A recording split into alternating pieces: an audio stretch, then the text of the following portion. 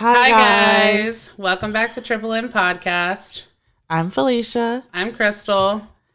And we don't want to be here today. Not at all. But we're here for you guys. All of you. All of you. Because we love you. Y'all all right, I guess. Yeah. Why don't we want to be here? Personally, I feel like crawling into a hole and never coming out. Thanks, COVID. Thank you, COVID. COVID cases have risen. Everybody's excited about that. Honestly, we personally know people now who have it. Yeah, and I'm seeing posts all over Facebook that are like, I personally know someone who has COVID. It's crazy. It's ridiculous. I'm over it. Either it's going to take me out or I'm going to take it out. One way or the other. Well, we hope that if you're stuck at home with COVID, you are liking and subscribing to our podcast on either Apple, Spotify, or simplecast.com. And we hope you enjoy the show today. Hi, guys. Welcome to our podcast, Mental Myths and Mysteries. It's all right. It's okay. But you should listen anyway. Hi, guys. For the holidays, Triple M Podcast is showcasing local artists from around the world. And you can check out our social media page to see art this week from Iker DPQ, aka Baphomet Art. You can find Iker on Insta at Baphomet Art. That's BAFOMETART. Support small business and pick up a custom Christmas present or hit him up for a commission. Thanks so much, Iker, for sharing your art with us. Hi, Fee! Hey, Crystal. Did you like my fake trying to pump us up? Yeah, it was great. I love this. This is amazing. I love it here. You love it here? It's awesome. Don't sound so excited. I am uber excited. I was really excited to do this show. Like an hour ago? No. Like a week ago. Yes. When I planned it out. I was like, oh shit. I'm going to get to talk about Charles motherfucking Manson. And he's a Scorpio. And I would have you know, for all you Scorpio haters out there, because I know you're listening. I know it. I see your fucking memes. I see you talking shit about us. I know you're just jealous. Anyway, I would have you know that Who's jealous of Scorpios? Oh, fucking everybody. Who? And why wouldn't they be? We're the greatest. Y'all are tripping. Okay. Consistently. So, anyway, nobody asked you, you fucking Capricorn. You have one mode. It's to make money. Yeah. Okay? You say it like it's bad. Whatever. Give me some money, bitch. When I make it, you can have some. Okay, great. I love that. Anyway, so I'll have you know that most serial killers are not Scorpios. Okay? Are you sure? There's a lot of Capricorn serial killers. There's a lot of Pisces and Gemini serial killers. Oh. Yeah. And you wouldn't think Pisces would be serial killers. Well, they're sad ass, watery. I don't know what the fuck their problem is. I will tell you that a large percentage of birth dates that come across my desk are Pisces as well. Really? Yes. You know why? They can't hide it. I think that they internalize their emotions and then they go fucking apeshit. I don't think they internalize enough. What? It leaks out. No, they internalize too much and then it explodes and they fucking chop your head off. We should do an episode called We're Rating Your Mental Illness with Your Zodiac Sign. Zodiac sign? Yes. Yeah, we can work that out. So anyway, originally I was very fucking excited to talk about Charles Manson. I guess I think I'm not excited anymore because everybody fucking knows who he is. So it's like I'm not really telling anything new. But I do hope that some of the information I talk about might be some shit you've never heard about. I'm going to talk about his childhood a little bit. And then I'm going to assess what his diagnoses that he was given actually are. And then we'll talk about a little bit about antisocial personality disorder, which is the new DSM term for sociopathy or psychopathy. So I can tell you what his problem was. What? Wasn't he only like 5'4"? You Oh know, my short God. people be wilding. Short people be wilding.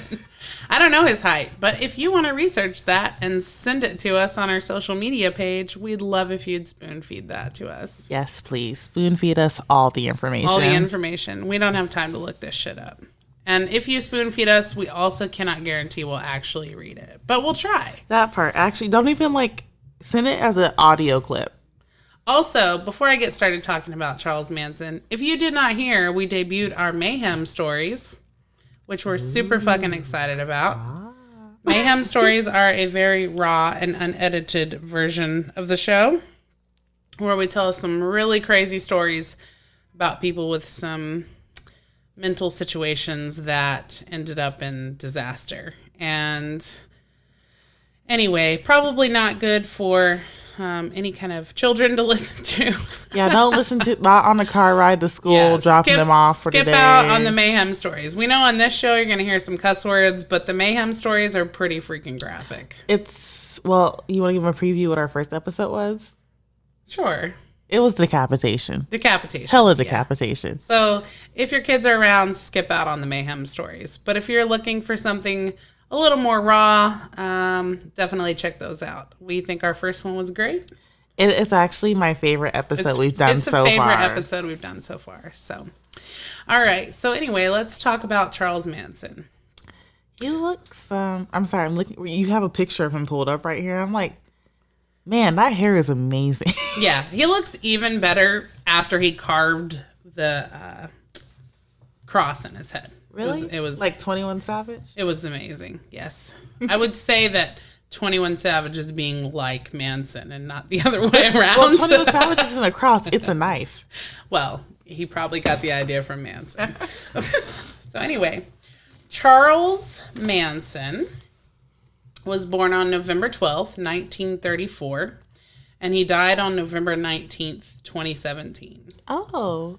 Yeah. So he just wanted to live out and die in a Scorpio season. Exactly. I mean, I think that's great. He started out that way and went out that way. So the thing that Manson is most famous for is building a cult that was basically like a commune in California. And if you joined this cult, then you were a part of the Manson family. Now, question, I don't know if you have this information on hand. Probably not, because I didn't prepare for this shit very well. I'm going to be honest. Wow, and I have questions for you. Cults were very popular back. They're still popular now, but they were really popular at this time. They were very popular. And it's because of the whole commune process, right? Communes are going to slowly devolve into a cult. Right. And somebody has to lead it. And most likely, the people that are trying to lead it are people that are going to be looking for power, right? Because most people that are hippies or want to just be a part of this flower child, they don't really want to be in control. No. So the person who's most likely to step up to control is the person who wants to be in power. Has a god complex of some sort. Yeah. So basically, the people in his family, as so-called, committed a series of 9 murders during the summer of 1969. Essentially, none of the murders were actually performed by Manson himself. He basically manipulated his family members into performing these murders. And some people say that part of this was that he wanted to start a race war, all kinds of really weird reasons for why this supposedly happened. Manson was a racist? You know, I don't really remember him saying much racially. You know, maybe you can spoon feed that to us too. Right. Maybe we'll find out in some of these stories because I only read part of them in like quick tidbits because I didn't want to do this today. So, right. The thing I want to talk most about though is Manson's childhood. So it was actually pretty hard for me to find information on Manson's childhood. But this is information from biography.com, and it talks about how Charles Manson's family reveals that they were not surprised after learning he was the mastermind behind the 1969 murders. They weren't surprised? They weren't surprised. So this article was done by Jeff Ginn, and it was originally written on August 5th of 2019. Okay, so Jeff Ginn apparently wrote the biography titled Manson, The Life and the Times of Charles Manson. And in this biography, he details some of the things that happened in Charles's life. So one of the testimonies was from Manson's sister, cousin, and some of his childhood acquaintances. We now know that he displayed violent tendencies from early childhood, which is a hallmark sign of needing a diagnosis, or you need to have been done some of that to get an antisocial diagnosis. And Some of the things that he did in elementary school were easily foreshadowed in his bloody deeds a quarter century later. So beginning in first grade, Charlie would recruit gullible classmates, mostly girls, which the Manson family was mostly comprised of, to attack other students that he didn't like. And probably because he was 5'3". Right. Well, no, he was 5'2". I looked it up, you guys. Yeah. I got the info. We found our own fucking information. Only because I need to be validated in that short people be wilder. Because we're both tall, right? I'm 5'9". I'm 5'9" as well. You're 5'9" and a half. I'm 5'9". No, I'm 5'9". I'm 5'9". Well, I don't know. Maybe my spine is straighter than yours. Maybe I don't sit up. Afterward, he'd swear to teachers that his kid followers were just doing what they wanted. He couldn't be held responsible for their actions. Because no one thought a 6-year-old could be capable of such Machiavellian manipulation, Charlie usually got off scot-free while his disciples were punished. I'm sorry, but as a psych nurse, that is one of the things I greatly disagrey with. This whole theory that little kids don't know how to manipulate, they're so much more intelligent than we give them credit for. Children are evil. Says the person with no children. That's why. Because they're evil. Because they're evil. Is that because you were evil? Yeah, I did some. Child. I got away with some stuff because I'm like, let me play my cards right. I was playing chess the entire time. Everybody else was playing checkers. So you empathize with Charles Manson. No. But young Charles's nastiness wasn't confined to conning others into doing his dirty work. Sometimes when he felt personally insulted or slighted, he did turn violent himself. More than 70 years later, Charlie's first cousin, Joanne, remembered a particularly telling episode. Though Charlie's mother, Kathleen, was not an unwed teenage prostitute, as he's always claimed, she did serve a short prison sentence for robbery that began when Charlie was 5. Oh, dang. While she was incarcerated, Charlie moved in with the Thomas family, his Aunt Glenna, Uncle Bill, and Joanne, who was 3 years older than Charlie. Was she a single mother at the time? They had to it sounds like it. It doesn't sound like there's a dad around, so. They lived only a few miles from where Kathleen served her time in the West Virginia State Prison. From the outset, Charlie caused the Thomases nothing but trouble. He lied constantly, always blamed others for anything he did that was wrong, and was so determined to be the center of attention that he'd deliberately misbehave while the grown-ups were around. Even at such an early age, he was fascinated by guns, and especially knives or any other sharp implements. That's very Scorpio-like. But I feel like, yeah, that's just kid-like. Like, guns are cool. I don't know. We're a bit different. I have several knives. I used to collect swords. Did you? Maybe because I was a weeb. Yeah, that sounds more weeb-like. One afternoon, when Charlie was 7, Joanne recalled, her parents went out for the afternoon and instructed her to change the bed linens and watch over Charlie. There was no question of Charlie helping Joanne. He always ignored assigned chores, which is pretty oppositionally defiant, normal for someone with antisocial personality disorder. So she sent him out into the yard to play while she changed the sheets in one of the bedrooms. Soon Charlie came skipping back inside, brandishing a razor-sharp sickle that he'd found in the yard. He must have been using his sickle to cut the grass. He's like, are these people growing fucking wheat? Like, what the fuck? So should I be worried if I ever do have aliens? If they tell me no, I'm just like, all right, psych ward immediately. I guess just don't keep a fucking sickle in your yard, for one. He waved it in Joanne's face. Bigger and stronger than her scrawny cousin, she pushed him out of the way and continued tucking in the sheets. Oh, more small man syndrome. Mm-hmm. Charlie jumped between her and the bed. Joanne shoved him outside and locked the screen door behind him. She thought that was the end of it, but Charlie shrieked and began slashing the screen door apart with the sickle. Yeah, I thought that was pretty stupid. Right, the scrring door? The screen door's not going to fucking save like, you. If y'all take your little angry ass outside, he's like, yeah. I don't think she wanted it to save her. She just wanted the annoyance to be gone. Yeah. She probably just wasn't taking it seriously. He had cut through the screen and was wrenching the door open when Bill and Glenna Thomas drove up. They took in the ravaged screen door, Charlie's furious red face, and Joanne's pale, frightened one, and demanded to know what was going on.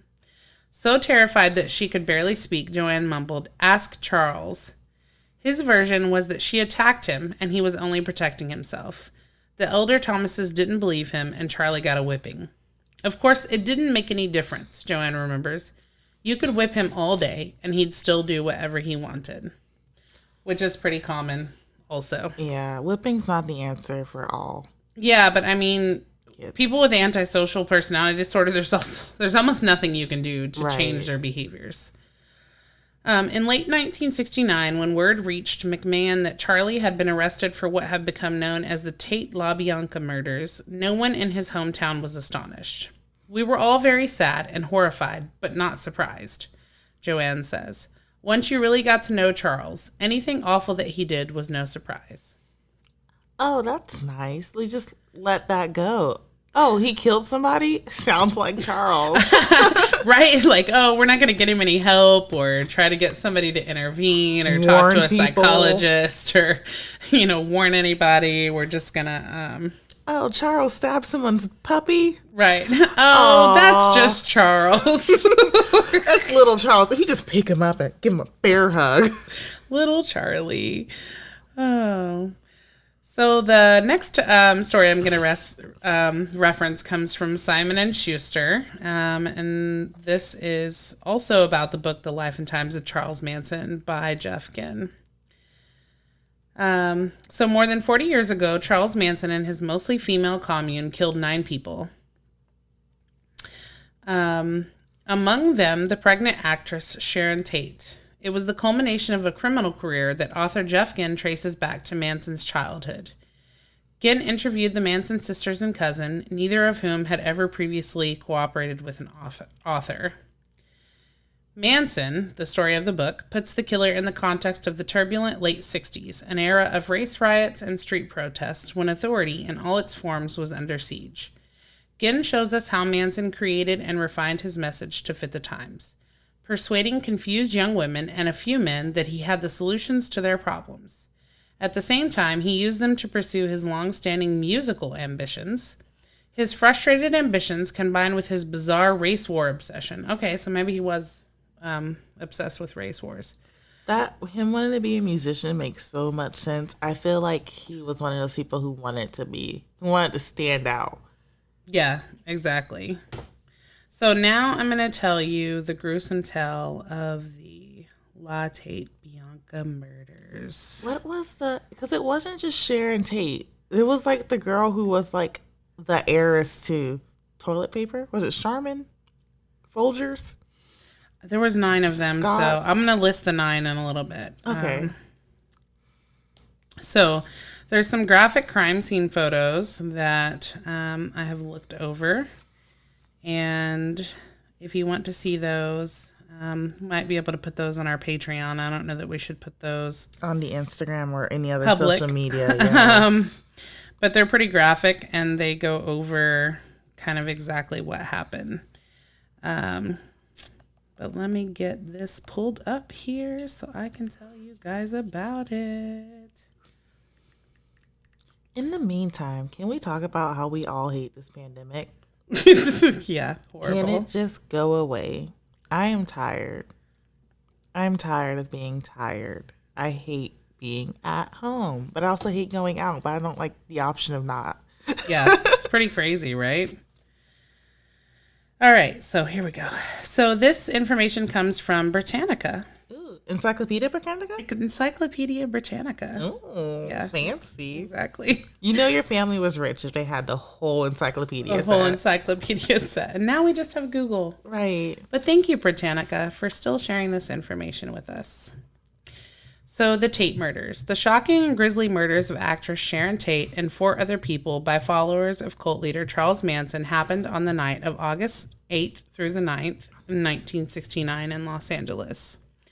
2 more people were killed on August 10th.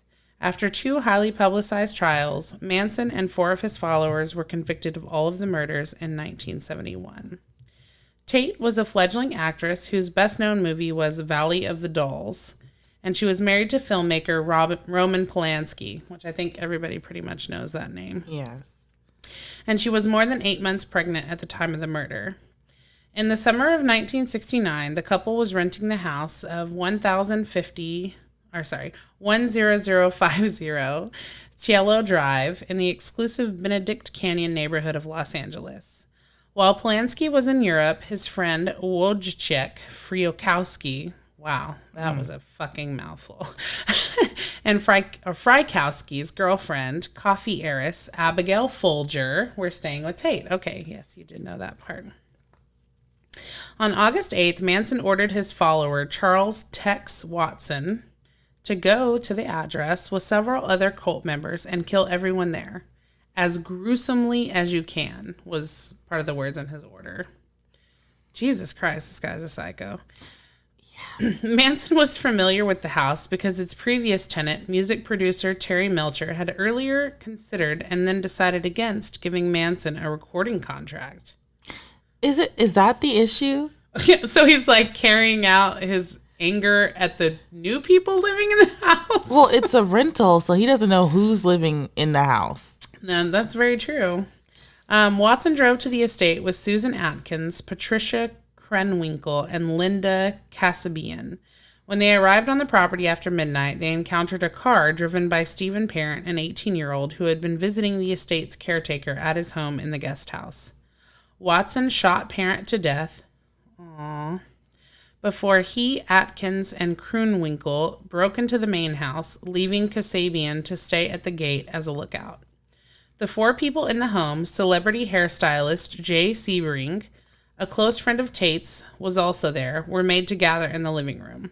And Tate and Sebring were linked by ropes tied around their necks. Jesus Christ. Sebring was shot and stabbed to death. Frykowski and Folger managed to free themselves and flee the house, but both were chased down and killed by Krenwinkel and Watson. Damn, they almost got out. Mm-hmm. Folger's was not good till the last drop. That is important. That was a really good joke, and I am very disappointed you did not laugh. Because I was like, what are you saying? I'm not here for it right now. Folgers, it's good to the last drop, you know? I can see his goldfish. Just knock that smiles Oh my back. God. The way you said it gave me goldfish vibes. Oh my, is it because white people are the ones who drink Folgers, so you're not like into it, or what? Wow. White people drink Folgers? Who else do you think drinks Folgers? White people? But like, I didn't know coffee was a race. What do black people drink? My house I don't know. in the middle of the street. What kind of coffee did you have in your house growing up? The instant one? Fuck. Finally, Atkins and/or Watson fatally stabbed Tate. As they left, Atkins used Tate's blood to write the word pig on the front door. Damn. He really must have thought this was still the recording contract. Right, because he had a personal, he's like, I was going to be a great musical artist. I don't even know if he was talented or like, oh man, look at this little guy go. And I'm not going to stop making height jokes. This is clearly a look at this little guy go. 5'2". Oh my gosh. This is clearly a personal fucking vendetta. What a dick. He was like, I'm going to have to put this guy in, what are those shoes that they wore to make people taller in the 70s? Platforms? I'm going to have to put this guy in platforms every day. Right. He's like, it's not worth it. The shoe budget alone. If only someone had bought Manson a very large lifted truck, maybe this never would have happened. You're right. A lifted truck makes up for the height. With a rebel flag on the back. You think he was that kind of racist? I don't know. I feel like he was more covert. The following night, Manson took Watson, Atkins, Krenwinkel, and Kasabian, as well as Leslie Van Houten and Stephen Clem Grogan, in search of more people to murder. So he's just on a spree. He's like, that wasn't enough.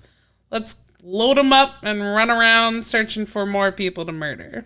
I mean, once you start a project, you kind of want to... You gotta see it through. You get more inspired as you go. Yeah. So Manson selected the Los Angeles home of grocery store executive Lino LaBianca and his wife Rosemary. Why? Does he just want to kill rich people? I think so. I think he had a desire to be in their shoes. Clearly. Yes. Known, be worthy, or like just matter. I think he wanted to matter. He wanted to matter. After Manson and Watson tied the couple up and robbed them, they're really into tying people up. Kinky. Manson left with Atkins, Kasabian, and Grogan. Watson, Van Houten, and Krenwinkel remained. What a coward. He can't even stay there for the murders. He's like going to tie him up and then run away like a little bitch. Again. Short people syndrome. Short people syndrome. Any short people out there listening, we don't mean any of this. She's lying. She means every bit. I mean, every bit. And acting on orders from Manson, they stabbed the couple to death, again, leaving words written in blood on the walls. That's very morbid. It's creepy as fuck. The crimes created a panic in Los Angeles, especially given their horrific nature. They caught them immediately, right? Let's find out. Oh. Frykowski had been stabbed more than 50 times. Jesus Christ. And shot twice. Investigators were initially baffled and failed to make the connection between the two murder scenes, with detectives convinced that a drug transaction was likely the trigger for the Tate murders. Oh, that's a lie. However, in October 1969, various members of the Manson cult were arrested at their base, Spawn Ranch in Death Valley, accused of stealing vehicles and burning equipment. One of those arrested implicated Atkins in an earlier murder, and Atkins, while jailed, boasted to cellmates of the Tate murders. Sounds like a smart criminal. All right, smooth. Telling everybody in the jail about it. Question, do you have information about how he was able to get his cult up and running? Oh, like financially or whatever? Financially, getting people in. I was more interested in finding things out about his childhood, because one of the main criteria of getting diagnosed with antisocial personality disorder is that you had to have had some issues in your childhood. So it can't be like something that's late onset. So most of the time, things that we're looking for or are criminal involvement, that you've been abusive to animals or other people. And if we don't see some of those things, it's hard to diagnose people with it later in life. I was just curious to how he was able to get a following and to get people to just like, all right. I mean, who knows? He's probably convincing these other people he's hanging out with to give him money. I mean, it sounds like he's, since the age of 5, been able to convince other people around him to do whatever the hell he wants. So, despite frequent disruptions, Manson's, Atkins, Van Houten, and Krenwinkel were found guilty in January of 1971. Watson was tried and convicted later that year. All received the death penalty, but the sentences were commuted to life in prison after California abolished capital punishment in 1972. I'm joking. You shouldn't kill anybody. Don't hate on California. Hey, I don't think the death penalty is necessary in all cases, but it should be an option. Yeah, I don't know. I have really mixed emotions about the death penalty. I used to be pretty supportive of the death penalty. Well, when I was uber Christian, I was not supportive of it at all, because do not murder clearly is in the 10 Commandments. But then, you know, when that kind of fell off, I decided I was supportive of it. But then when I started doing all of my research into prison reform and then reading the stories about the people who had been wrongly murdered on death row and then found out later to be, that's what I'm saying. It's not for every case and circumstance, but something like that's you've got to have cut, DNA evidence. I feel like got him on video. Yeah, stabbing children. Although they became eligible for parole, their requests were repeatedly denied. The story of the Tate and LaBianca murders was recounted in the book Helter Skelter, which is the most famous book about Manson. And that was co-written by Vincent Bugliosi, who served as a prosecutor at the trial. So some of my favorite things to see about Manson are like interviews that he did after he was in prison, because it's creepy as heck. Because he just doesn't care, or it feels like he doesn't give a shit. Yeah, he doesn't give a shit. And so eventually he did tell Time Magazine like his own story of why he killed Sharon Tate. And so I'm going to read that story to you now. Okay, so he knew it was the Tate. Tate was there. I don't know. We're about to find out. Not because he had short man. You know, normally I try to like concentrate on one story that when I'm going to tell you these things. But, and then here I am like, what happened? I mean, just with Manson, there's so much to say. So I could be here for like hours. Right. I mean, because he was such a focus in the forefront for, you know, the news for so long, because there was so much that happened in his childhood, which people don't really talk about. Then you have to talk about like how he built up his commune. Then you have to talk about the murders. Then you want to talk about all the things that happened while he was in prison, because he lived in prison for so long. Right.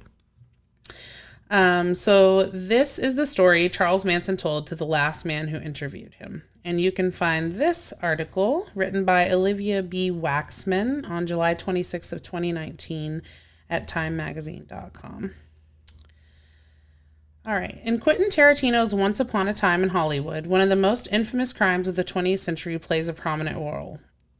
Though the movie story is fictionalized, Margot Robbie plays Sharon Tate, the real actor who was a victim of the 1969 murders committed by followers of the cult leader Charles Manson. A half a century after Tate's death, there remain plenty of myths and theories about why Manson's followers carried out the murders. And one of the biggest questions is the extent to which Charles Manson himself was involved and why. At the time, prosecutors said that Manson, who wanted to be a rock star, ordered the murders of Tate and 4 others because the previous owner of the house at which the deaths occurred, Terry Melcher, a music producer, had refused to make a record with Manson. Prosecutor Vincent Bugliosi also argued that Manson was obsessed with the Beatles' White Album, and though its message was that he should start a race war by framing black innocents for crimes against affluent white people. The race war was nicknamed Helter Skelter, after that song, and the fact that the word pig was written on the wall of the crime scene in blood was linked to the track Piggies. So basically he became uber obsessed with a Beatles album. Mm-hmm. And this actually makes sense. So a lot of people theorize, and a lot of the things that I've read about Manson, that he had no mental disorders at all. Antisocial personality disorder is not usually considered an excusable mental disorder for things that happen, because pretty much anybody that commits a lot of murders can get diagnosed with antisocial personality disorder. But some of the things that I read actually say that some doctors that evaluated him later in prison diagnosed him with a schizophrenia type of disorder. So some said that he had paranoid schizophrenia. Some said that he had schizotypal personality disorder. Do you think that came from before, or just him spending that long in prison? You know, if you think about it in this context, which is why I'm referencing it, the fact that he became so obsessed with an album that he felt like the album was telling him what to do. Right. Kind of, because he's like, oh, this album is telling me to incite a race war, and that white people. So that's definitely indicative of a paranoid schizophrenia. And, you know, you can have multiple diagnoses. So right. he could have been dealing with some paranoid schizophrenia behaviors and kind of masking them very well, but then also, you know, have the tendencies of antisocial personality disorder. And just letting that one run rapid because it was doing his bidding for him. Right. And clearly, you know, there's some genetic components here of something maybe possibly going on. I mean, his mom's ending up in prison, right? So she's committing crimes. His dad's out of the picture. His aunt and uncle have a sickle in their yard. Yeah. So we don't know what happened, you know, before he ended up at his aunt and uncle's house. There's a lot of theories that, you know, most of these mental health conditions are genetic. And so what of his father? You know, maybe his father had some things that we don't know about that got passed down. But I think that this theory that came from Bugliosi is pretty spot on. It's just there's too much information that matches up with it. Right. So, but James Buddy Day, a true crime TV producer and author of the new book, Hippie Cult Leader, The Last Words of Charles Manson, said everyone involved in the crimes had a slightly different take on what happened. While researching the book, Day conducted interviews with Manson, who was still serving a life sentence. During the year leading up to Manson's death on November 19th, 2017, at the age of 83, and is thus believed to be the last person to interview the infamous criminal at length. There are so many people involved in the Manson story. Not one of them can say what really happened. No one was making decisions for the whole group, he says. Yeah, it clearly doesn't sound like that, because they're like, kill him as gruesome as possible. And then one guy's like, I'm just going to stab him 50 times. Like, somebody's like, we're just going to shoot him up. Yeah, like you got to have the energy to stab somebody that much and be really into it. That's really gruesome. Yeah, honestly, he did what he was told. He did what he was told. The other person was just like, oh, I'm just going to shoot them a lot. Like, right. One of the people who offered Day a version of the story was, of course, Manson, who maintained his innocence until death. Of course he did, because he didn't actually murder anyone. He was just a puppet master. Yeah, exactly. I didn't have nothing to do with the killing those people, he told Day in a phone call. They knew I didn't have anything to do with it. So the story Manson told Day about the summer of 1969 is one in which, unlike in the Helter Skelter story, his role in the murders is relatively small. There's this whole underlying story people don't know, says Day, who 50 years later hopes to set the record straight. The theory that Day describes in his book revolves around events that were known 50 years ago, but are not as well known today as the Tate murder is. Rather than looking at grudges or hidden messages, the story starts instead with a botched drug deal that took place that July 1st. The story, as Day tells in his book, is this. Charles Tex Watson was a drug dealer in Los Angeles who lived at Spahn Ranch with Manson and his followers. Watson had stolen money from another dealer, Bernard Crowe. Crowe called Spahn Ranch to look for Watson. Charles Manson was put on the line, and Crowe threatened to come kill everyone unless he got his money back. The threat led Manson to go to Crowe's Hollywood apartment. The two men fought, and Manson shot Crowe in the stomach. Manson believed he'd killed Crowe, though he hadn't. Day identifies this moment as a turning point. After, as fear of outsiders and retaliation intensified, Manson warned the ranch residents that the Black Panthers, a group to which he believed Crowe belonged, were going to come after them. More paranoia, clearly. Manson said, "Now we gotta fend for ourselves because the Black Panthers are going to kill us," says Day. At that point, Manson has two problems. First, he's worried about the Black Panthers that will take revenge for the drug dealer he believes he's murdered. And second is that anyone in the group can rat him out. So he comes up with a strategy of saying, if everyone's willing to commit these violent acts, it will bond us together, and no one can tell on anyone. That sounds pretty plausible too, actually. Right. Like, hey, I killed someone, but you know I killed someone. We're going down together. Yeah, you killed somebody. And we keep each other's secrets. Exactly. But you didn't have to kill famous people. Honestly, if they would have killed, because especially with the way crime and stuff worked back then, if they would have just killed some lower income minority folk, they probably would have went to jail. Yeah, I mean, there's clearly some reason, why would Manson go to the house of the person who refused to record him? The dynamic of the group further changed, this theory alleges, when Manson invited the motorcycle gang known as the Straight Satans to live the Straight Satans. Not the gay Satans. Straight Satans. Everybody knows. We straight Satans up in this bitch. Oh my God. None of that sus. None of that sus shit. To live on the ranch to enjoy the female company in exchange for protecting the rest of the group from the Black Panthers. Okay, so he whored his women out to get some protection. Right. Jesus, this is a really great guy. Awesome. The Straight Satans weren't the only ones. I know I can't say it without laughing. Straight Satans. Straight Satans, bitch. Up in the house. The Straight Satans weren't the only ones he invited to the ranch for that reason. Another man who came around that time was Bobby. Why are all these fucking names so hard to pronounce? Can I see? Beausoleil, whatever. Beausoleil. That's French as fuck. A wannabe biker he'd met via the Topanga Canyon music scene. Beausoleil told Day that he wanted to impress the Straight Satans. So when they wanted drugs, he volunteered to find some. He got them some mescaline he'd purchased from his friend Gary Hinman, a grad student at UCLA. What is mescaline? It's a psychoactive. After the Straight Satans complained that the drugs were bad, Beausoleil tried to get their money back. On July 25th, he and Hinman fought, and both were injured. Manson was called and came over with reinforcements. He slashed Hinman's face with a Confederate sword and fled the scene. He was that kind of racist. Oh my God. Confederates on deck. Worried that Hinman would call the police, Beausoleil stabbed him to death on July 27th.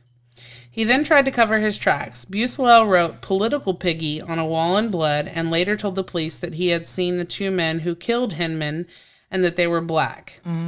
Mary Bruner. Yeah. Men with Confederate swords. Right. Black men with Confederate. Fuck.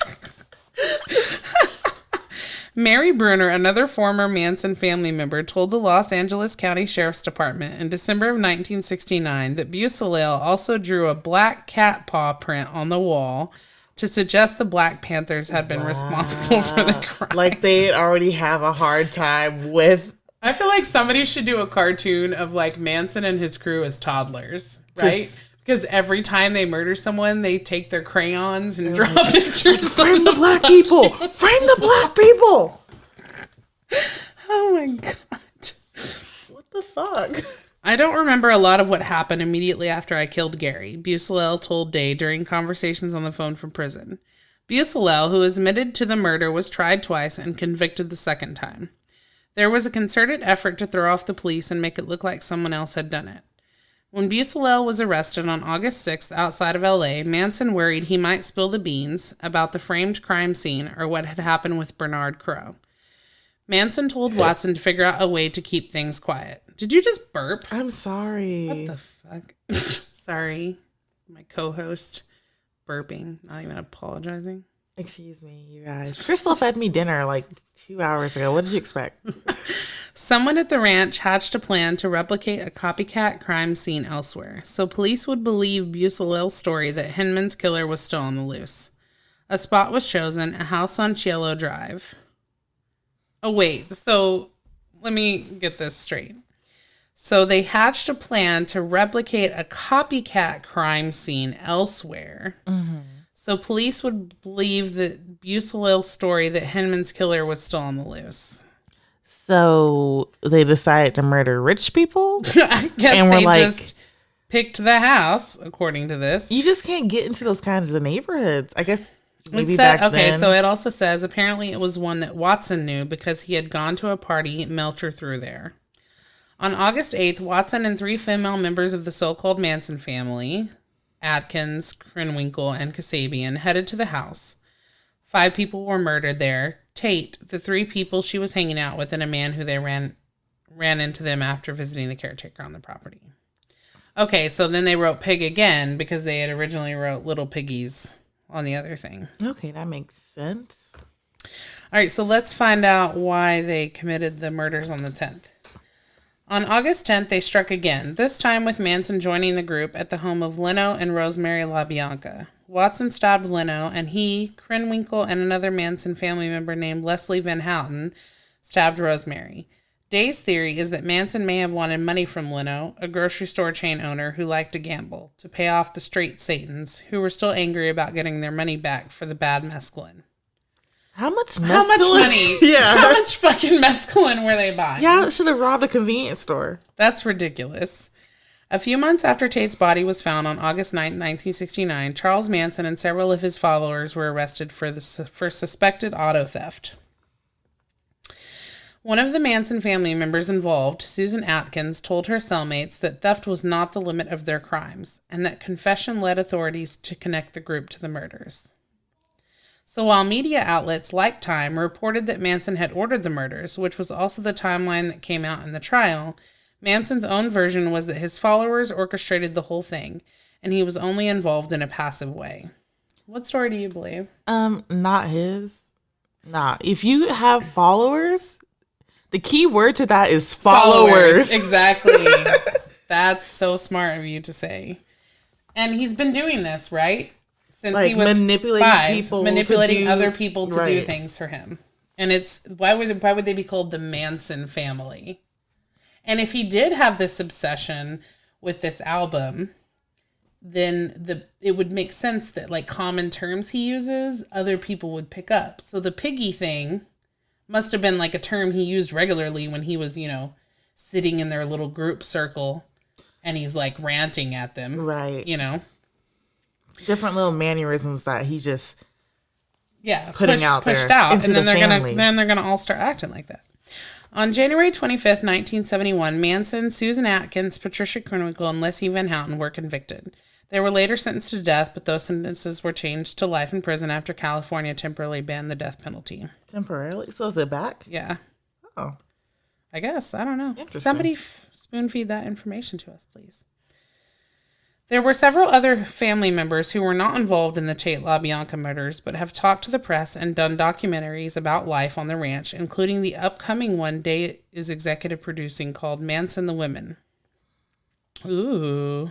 I wonder if I can find some information on that. We'll have to talk about that in another series. Right. Manson the Women. So, like, my assumption of all cults, especially in the early 60s, 50s, 70s, these are all sex and drug cults. Yeah, I mean, clearly there's a lot of drug and sex fueled behavior going on. Right. But, like, do you have to get high? I mean, I don't know. I've worked with like a lot of antisocial personality disordered people, and they are extremely good at manipulating people because they're very grandiose. They will love bomb you. Love bombing is like a term for basically showing you extreme levels of affection, constant affection until you feel like they're just the greatest person you've ever met in your life. And then once you're drawn in that way, it's very hard to convince yourself otherwise. And essentially, all these people have to do is to tell you, you know, logical reasons for why these murders need to happen. Like, if you love me, baby, you know, and if you think that I am going to become Jesus in 10 years because I've spent 6 months convincing you of that, then you need to make sure these people die or I won't be able to. Was it in a way like conditioning them? It's it's just like grooming, you know, they're grooming the individuals, and these women who may have been, you know, just some chicks that thought he was cool and she offered him some, you know, he offered them some drugs and then one thing leads to another and they're just kind of hanging out. I'm sorry. I'm about to look up the height of the baby right now to see if he really could have made it as a short rock star. Oh my gosh. So off topic. I'm sorry, because I'm like, he's 5'7". Manson, if you were 5 inches higher. If you were 5 inches higher, you and DaBaby. I love DaBaby. I had no idea he was so short. But then when I figured out he was that short, I was like, bro, that makes so much sense. Because he's called DaBaby. Right. What the fuck? All that energy and all that charisma, it comes in small packages. So, you know, talking about antisocial personality disorder and, you know, narcissism, which is not really a diagnosis in the DSM, but it's closely associated trait of people with antisocial personality disorder, is really a passion of mine. You know, one, because I've been victim to it, and two, because I feel like people just don't really understand it, and so it's easier for them to fall prey to it. Oh yeah. Out in the world, there's not enough talk about it. There's not enough talk about people in high positions of power actually having antisocial personality disorder. So there was one research study that was done that states that a lot of CEOs actually could be diagnosed with antisocial personality disorder because it takes a certain level of lacking empathy, which is the primary trait of having ASPD, to be able to make really tough decisions that are required of people that are managing, you know, corporations. And I think that goes with our society as like, oh, those people are successful. We're not going to see. Right. There's nothing wrong with them. They're just making hard decisions. They're just being successful. You know, Donald Trump is a classic evidence of narcissism on a corporate level. And then he's been able to get the masses, you know, at least half of the country manipulated into loving him. He has groomed them into thinking that he is going to be their savior, you know, and this is classic behavior for somebody with narcissism. And it's very hard to see past it, particularly if you grew up around people that had narcissism, you know, or there were some toxic traits in your family, then you kind of think that these behaviors are normal when they're not. And so if you haven't spent much time learning about antisocial personality disorder or narcissism, I really encourage you to do so, so that you're not able to easily fall prey to that. And I hope that as a society, we start to understand it more so that when you do see children with these types of behaviors or young adolescents, you know, you're taking them in and getting them evaluated. We see a lot of people in my not clinic, but in my crisis unit that are coming in with homicidal ideations. And these people are aware that they have some antisocial traits, and they've gone to therapy enough that they know, I don't want to spend my life in prison, but I'm feeling really homicidal right now. I'm going to go to a crisis unit. And we can prevent people from getting murdered. Somebody may have been able to prevent Charles Manson from creating this whole cult-like following and from these poor people having died because they were able to recognize these warning signs early. So I think that's very important because it's something that you can't really change that part of your brain, but you can work around it. Yeah, you can learn to cope with it. You can learn to reach out, and again, with the brain scans, people have antisocial personality disorder do have brain changes. Mm-hmm. And a lot of it is something that happens at birth. So anyway, we really hope that you enjoyed our information about Manson and that maybe you learned something new that you have not heard before. And if you like our podcast, please make sure to subscribe on Spotify or Apple, or check us out on simplecast.com. We'd love to see any feedback you have on our social medias, and we would love for you to write us at our email, MMcast, that's TRIPLEMCAST @gmail.com, and send us over some of your local news mayhem stories, and maybe we'll be able to feature it. If you feel like you're struggling and you need some help during this pandemic, you're feeling depressed, or you're experiencing any of those symptoms I discussed with antisocial personality disorder, we do hope that you reach out to a therapist or try to get some help so you don't end up one of the people on our show. Bye-bye. Good night, guys. For the holidays, Triple M is showcasing local artists from around the world, and you can check out our social media page to see art this week from Shauna Likala. You can find Shauna on Insta at Luminescent Lizard.